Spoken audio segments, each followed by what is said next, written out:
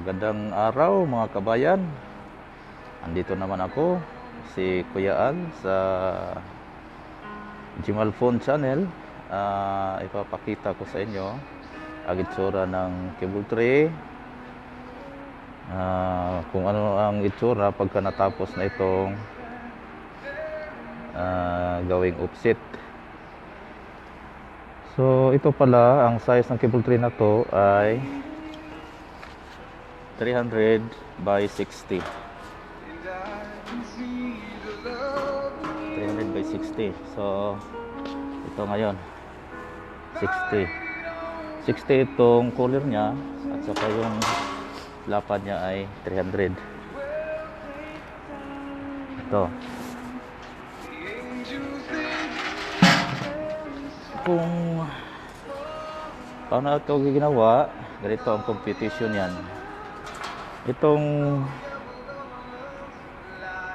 Itong haba niya, itong lapad niya ay i-multiply mo lang sa 0.414 para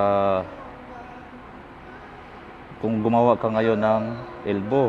Pero kung ganito lang naman na offset, ang gawin mo lang ay yung color lang ang i-compute mo sa 0.414 kung normal reduce. Pero yung ginawa ko ngayon, ginawa ko kanina, long reduce ito kung tawagin. So ang ginamit kong computation is 0.212, which is 60 multiplied to 0.212 sa long reduce is 12.72. long reduce yan. Pero kung normal naman ang gamitin mo, normal, so ibig sabihin ng normal, ito ay 45 dito, 45 din dito sa baba, dito. So ang mangyari yan is height times travel. Yan ang mangyari niyan. Itong height, i-multiply mo sa kung magkano yung kailangan mong kuan. Kunwari, ganito, kailangan ko ng 100 or 100 mm. Ito. So 100 multiply to 1.212. Tapos kung magkano ang resulta, i-multiply mo naman ng 2. So times 2 siya. So ang kinalabasan yan is kung magkano yung kuan, yun ang gagamitin mo. Okay, yan ang 300 by 60 mm cable tray. Yan ang ginawa ko kanina. Pero yung isa naman, ito ginawa ko kanina 300 by 60 din, pero elbow horizontal po ito. So ang mangyari niyan, yung width, yung lapad niya, ito i-multiply mo ngayon sa 0.414. So kung magkano ang resulta, yun ang gamitin mong marking dito. Pero di bali, sa sunod na video ko sa inyo kung paano mag-compute, paano mag-marking, at saka paano mag-cutting.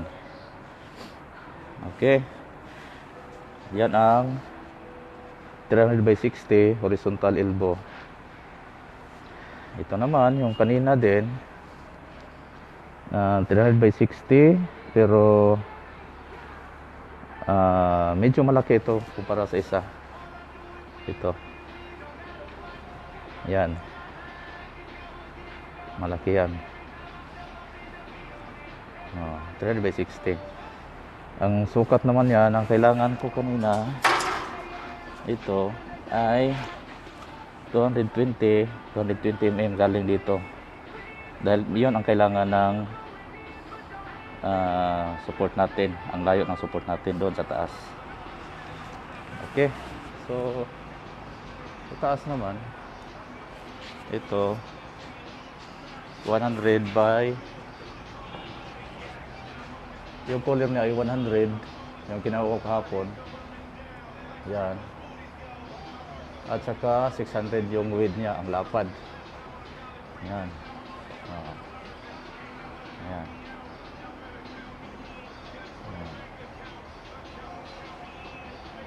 Yan. Gawa namin yan kanina. Kahapon. So, yan lang muna mga ka-pops. At saka, sana ay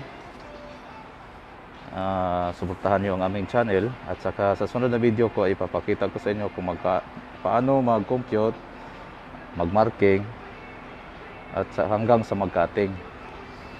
Para malaman nyo kung paano mag-fabricate ng cable tray.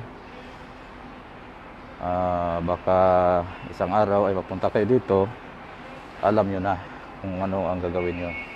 So dito na lang muna tayo. Maraming salamat. Ito pala si Kuya Al, ang iyong lingkod sa Jimal Phone Channel. Magpapaalam muna sa inyo. Okay, magandang araw at sana'y gabayan tayo ng may kapal at ilayo tayo sa kapahamakan. Okay, thank you. Bye-bye. At sana huwag mo kalimutan na i-subscribe ang channel namin. Mga kabayan, maraming salamat.